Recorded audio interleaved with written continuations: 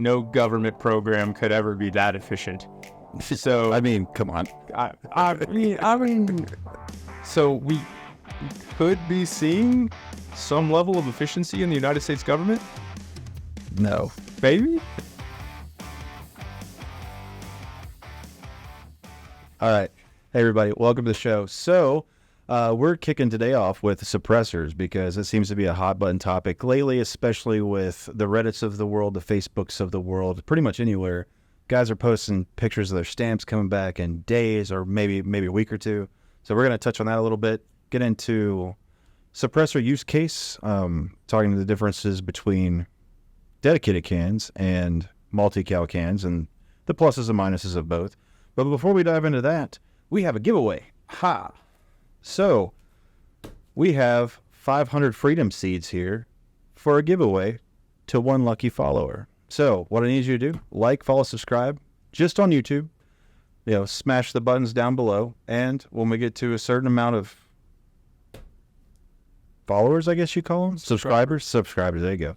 We're going to give this away. And I don't care where you're at. As long as you're legal to own it, we will ship it to you, too, absolutely free. So details will be in the description below, so check those out. But, yeah, just all you got to do, like, follow, subscribe, and then you could easily get some Brass Case 9. Who doesn't need some? So, but, all right, now getting into the fun part. I'm so excited to talk about suppressors. I love shooting suppressed. But before we get there, I love how dirty they make my guns. I love how dirty they make me feel. I mean, I generally feel pretty gross after shooting a suppressed gun. I had to use D-lead soap all the way up my arms. Especially if I throw a suppressor on an AK, gets real nasty. Man, you and your AKs, I don't get it. But we're going to do one quick thing first. If you guys follow us at all, you'll see that we run a lot of shorts and stuff of us shooting in the range.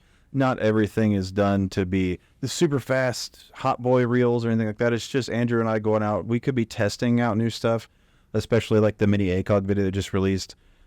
First shots ever out of that. And, it gets some hate. It's always fun. We welcome it because it's super entertaining. When we want to run super fast, we'll run super fast. Well, as fast as we can go anyway. And then some of the other times we're just shooting videos of us trying new products out or whatever else. And you have to do that in a safe, closed environment. And we try to do that and try to maintain safety always. But we're going to start a new segment called Meanest Comment of the Week because I get a lot of them. I'm a fluffy guy, man. I am on my way down, though. But Meanest Comment of the Week, man, I keep getting called Meal Team 6, which is super funny. So that one's the winner for this week is Meal Team 6. Although I think yours next week might be the winner. I don't think it's fluff. I think it's tactical winterizing.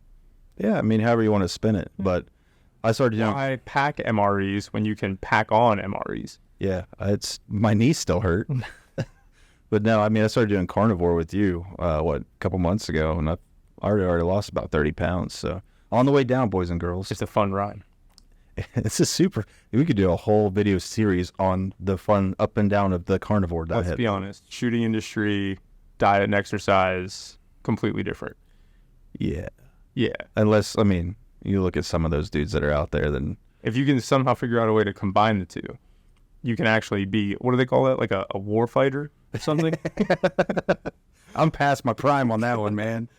All right. So we're going to get into the meat and potatoes of, oh man, I miss potatoes.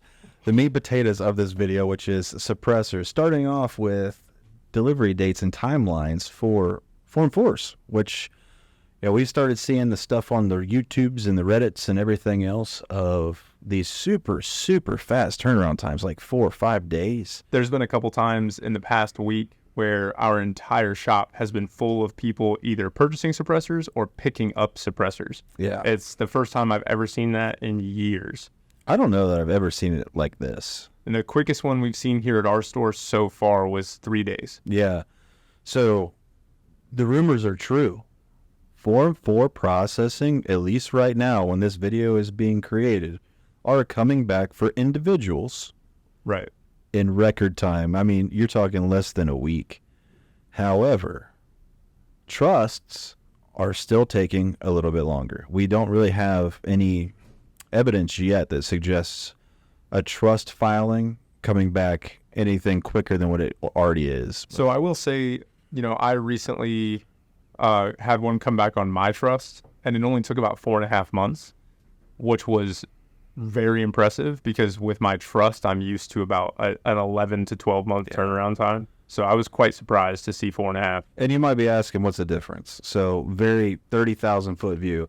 An individual filing is you're going to buy this suppressor for yourself. When you die, it goes away. There's ways to will it to your family and stuff, but it's a lot more paperwork after the fact. A trust is essentially the can doesn't belong to an individual. It belongs to, call it an institution, if you will. Like a separate entity. And then anybody who's on that entity as a trustee can then be in possession of that can at any point in time. If anybody, the one person doesn't own the suppressor, the trust owns the suppressor. So anybody on the trust can possess it, shoot it, whatever else. Right. Which is always fun. I mean, I always file mine under trusts just because, well, wife, kids, family, all that kind of stuff. If I get hit by the Brinks truck tomorrow, I don't want to have to necessarily have them worry about one other thing. But that's really the key differences. If you're not worried about, having the paperwork after the fact, then by all means, individually file. Nothing wrong with it. And you can always do stuff with it after the fact too. These are all legal documents. But Sure. But yeah, individual form filings are coming back so fast. I mean, I've never seen them like this. This is faster than what Forms 1 are. Remember, Form 1s were. I remember when the digital Form 4 system came out, was it a little over a year ago now, they said that their original goal was to have something like this, where it was going to be like sub 30 days. Sub 30 days. No different than if you went delayed trying to buy a gun at a gun store. You could come back and get it in a couple weeks kind of deal. And everybody rolled their eyes. And they were like, no government program could ever be that efficient. So I mean, come on. I mean, so we could be seeing some level of efficiency in the United States government. No, Maybe. I don't know what Maybe somebody is causing this. Maybe someone just pressed the big red button at the ATF and they shouldn't have done it, and something good happened. Nothing good happens when the government touches anything. But I'm excited personally. I mean, this makes it better for everybody. Though it's not necessarily the cost of the can. It's not necessarily the tax stamp that goes along with it. I think everybody at this point is pretty conditioned that that's just how it goes. It's still wait time. I mean, when you buy a $1,000 can and you're after your tax stamp and everything else, and you've got to wait 6, 12, 18 months to get this thing, it kind of sucks. It absolutely sucks. But now you're looking at, you buy it on Monday, by Friday you could be picking it up, slapping on your gun, coming to the range and having a whole lot of fun. Right. And that's one of the reasons why this past week, especially, the shop has just been absolutely full of people messing with suppressors, buying new ones, getting ones shipped in. I mean, we're receiving half a dozen new suppressors every single day. Yeah, it's wild. I mean, we personally in store, what we typically carry here is Dead Air, Silencer Co., and Rugged. But we're a silencer shop dealer. We carry everything they carry, and then we also have the ability to order you anything that you want to up until this week. Oh, yeah. Because nationally, distribution, wholesalers, whatever you want to call them, and then even direct to the manufacturer, everybody's now on back order for everything other than the obscure stuff. Yeah, it's pretty crazy. I actually had a conversation with a customer 2 weeks ago about how he was finally going to do it.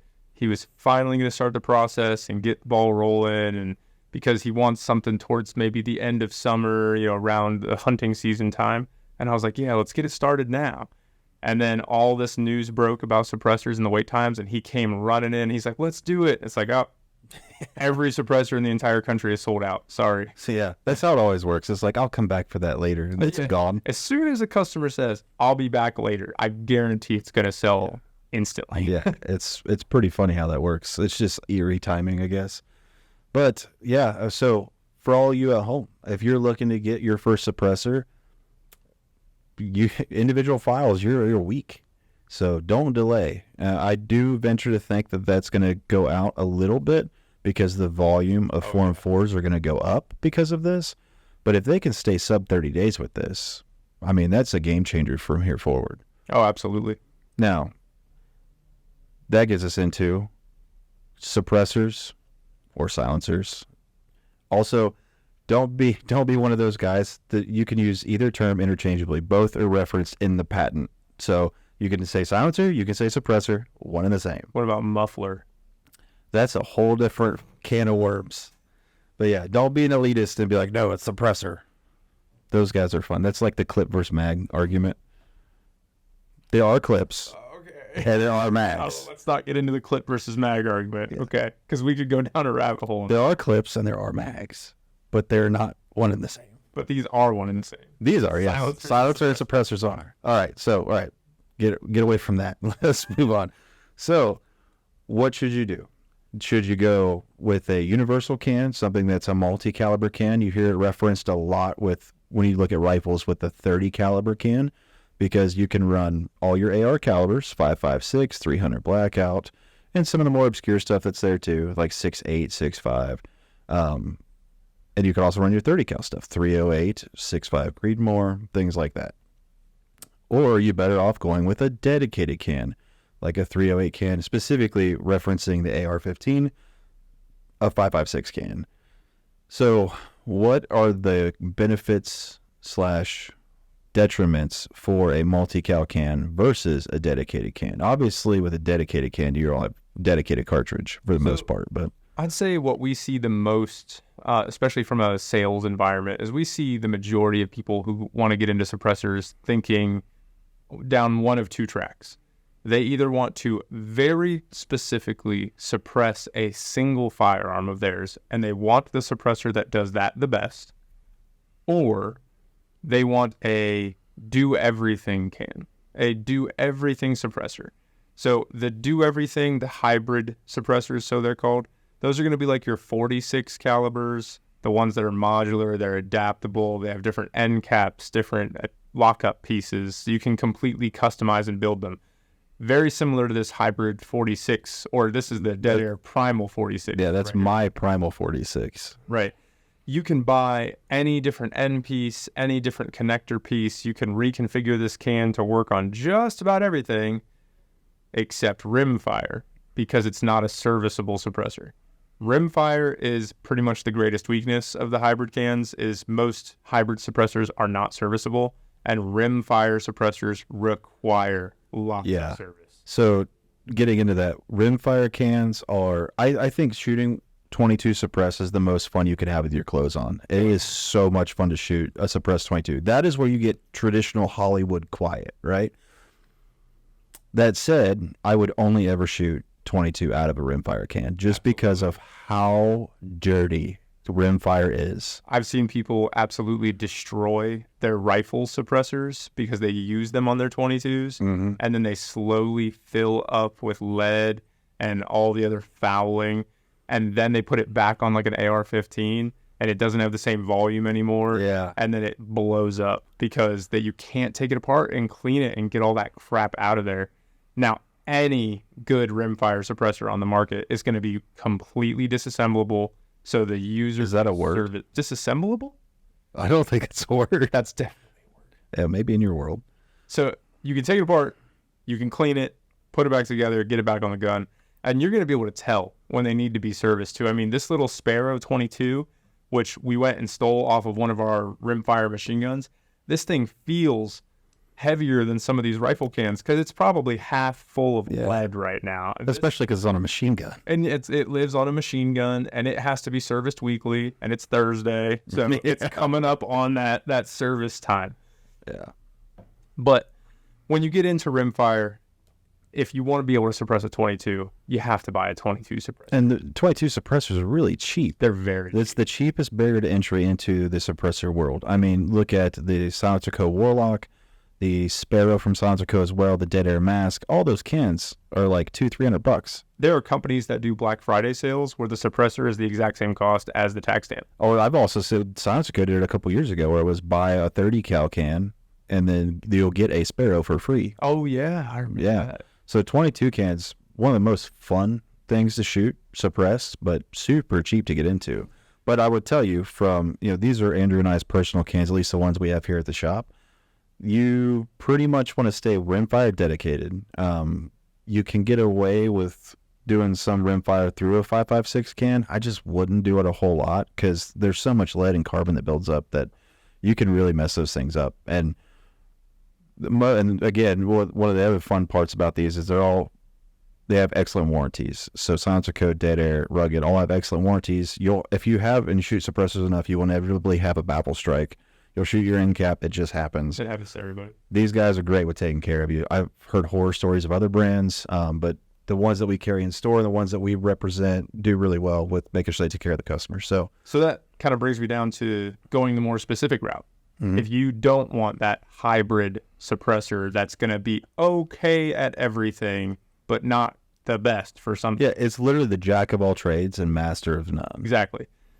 You got to go dedicated. So what we're seeing most commonly in today's market is for your rifles, people are buying 308 cans. They're not really buying 5.56.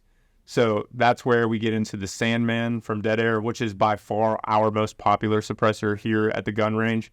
The Dead Air Sandman, it's 308 caliber. So people put these on their 300 blackouts. They put them on their AR-10s. They put them on their bolt actions. They put them on their 5.56s. They work absolutely great on pretty much any high-powered rifle that's going to be a 30 caliber bullet or a 22 caliber bullet. The reason that we're seeing a lot more people go this way as opposed to a 5.56 suppressor is because you can't do any of the 30 cal rounds, which are starting to become much, much more popular. Especially 300 blackout. Especially 300 blackout, yeah. When you get into cartridges that suppress really well in the rimfire world, pretty much all of them, but 22 long rifle is by far the best suppressed rimfire cartridge.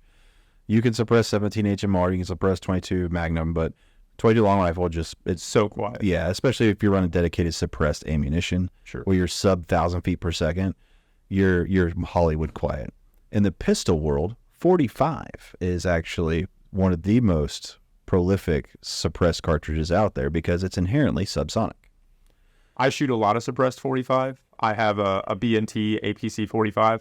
They'll see videos if they watch any of our shorts. Right. So I have a little Silencer Co. Like really lightweight 45 can that I keep wrapped because this goes in and out of a bag all the time, and I have to be able to take it on and take it off and put it on over and over and over again. And if it's hot, I want to be able to make sure my hand is protected and my bag is protected. But this is a really, really simple, lightweight, easy suppressor to grab a hold of, throw on a gun, and just go. All 45 ammo is pretty much subsonic for the most part. I mean, the cheap 45 is so quiet of an ammo to shoot, and it's just so much fun. Yep. It's so fun. So 22 long rifle for rimfire, 45 for pistol, and then rifle, 300 blackout. 300 blackout, definitely. Even the cartridge was designed to be suppressed. It's what it's made to do. It's made to be as quiet as possible and be as adaptable as possible, especially if you ever get like a 300 blackout bolt action rifle. Oh, like the Ruger American. Yes. Or like my pork sword behind me. I've even seen like the CVA Scouts, like the break actions in 300 blackout. Those are laughably quiet. Yeah, I know. It's Hollywood quiet. It really is. And what we mean by Hollywood quiet is the thing that you hear is the firing pin hitting the primer. It's that quiet.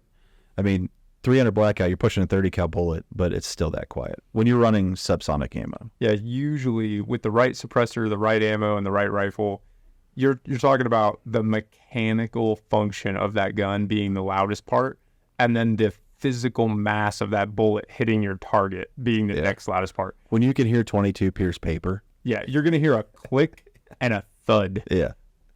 Yeah, it's super fun.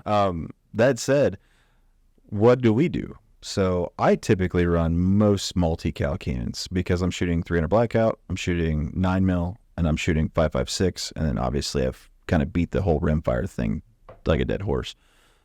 But even on my sub guns, so I run a Ghost 45 with a Key Micro lockup. So this is a QD lockup similar to what the Sandman does. And I run that on all my submachine, or my, not submachine guns, but sub-style guns, Scorpion, Scorebog, Strybog. So just like we talked, 308 and 5.56, you use a 45 can even on your 9mm guns. Mm-hmm. And that's a great way to do it. So you only have one suppressor that works on all pistol calibers, because you could do 40, 10 mil, 45, 9 mil. Now, it is technically true that if you got a 9mm suppressor on a 9mm gun, it might be just a little bit more efficient. It'll be a little bit quieter. Yeah. But at the end of the day, any suppressor that works is still better than an unsuppressed gun by far. Yeah, and I'm sure there's plenty of YouTube scientists out there that will tell us that we're full of shit. But when it comes to what your ear can hear, whether it can pick up the difference between 2 or 3 decibels that you gain over a multi-cal can versus a dedicated can, I can't tell that difference without Ear Pro on. I know the science backs up the fact that when you have like a 45 can with a 9mm projectile smaller diameter-wise, so you're going to have a little bit more gas coming out, it's going to be louder. Still absolutely hearing safe, still really quiet for what it is, but I don't hear the difference in the 129 versus 125 decibels that, or whatever the numbers are, that they claim on their charts. I just don't hear it. I mean, I don't know about you, but I mean, we're probably asking the two wrong people. We both have severe hearing loss. So. I get into this argument with people all the time because I love the K cans, the really short suppressors. And everyone says, well, why would you waste your money on something that doesn't suppress very well?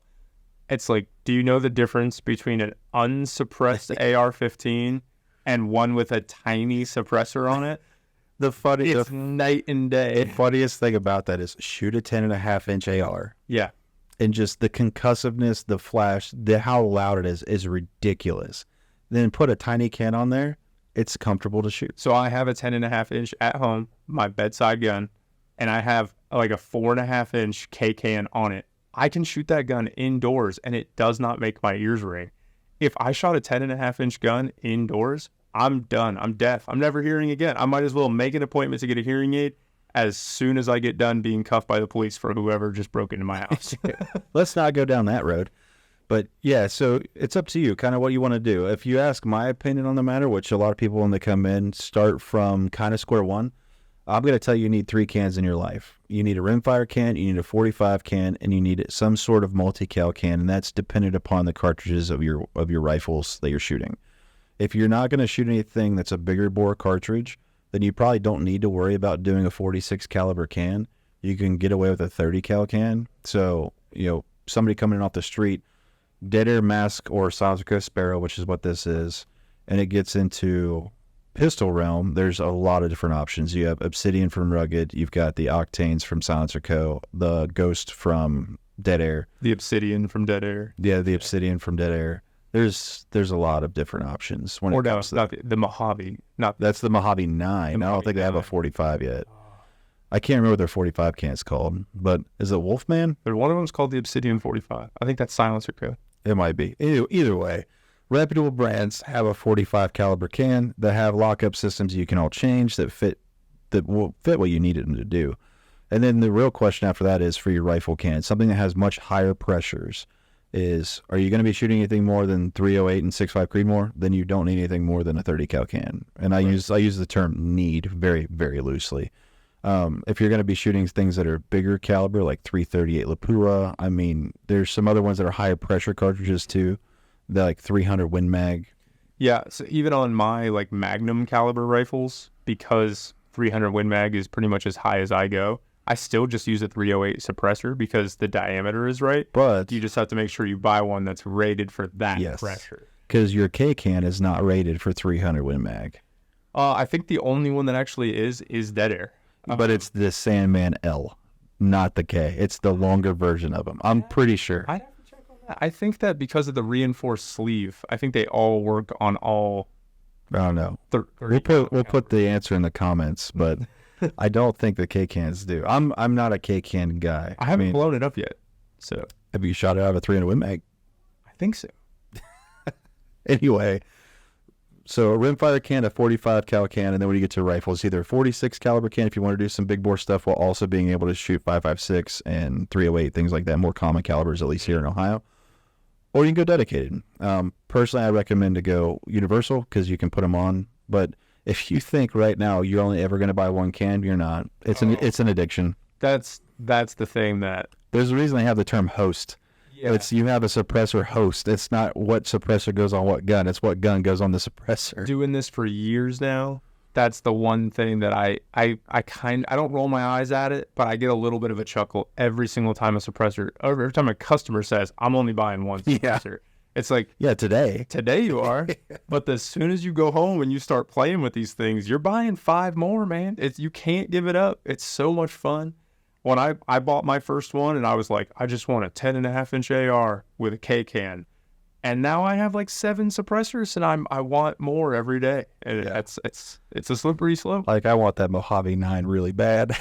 It's just, and I don't even have anything to really put it on, but I've been looking at the Wolfman, the one that's adjustable in length. That's 9mm. That's really cool. Yeah, the Ghost 45 has an extended baffle stack for it too. I don't run it on here, but you can.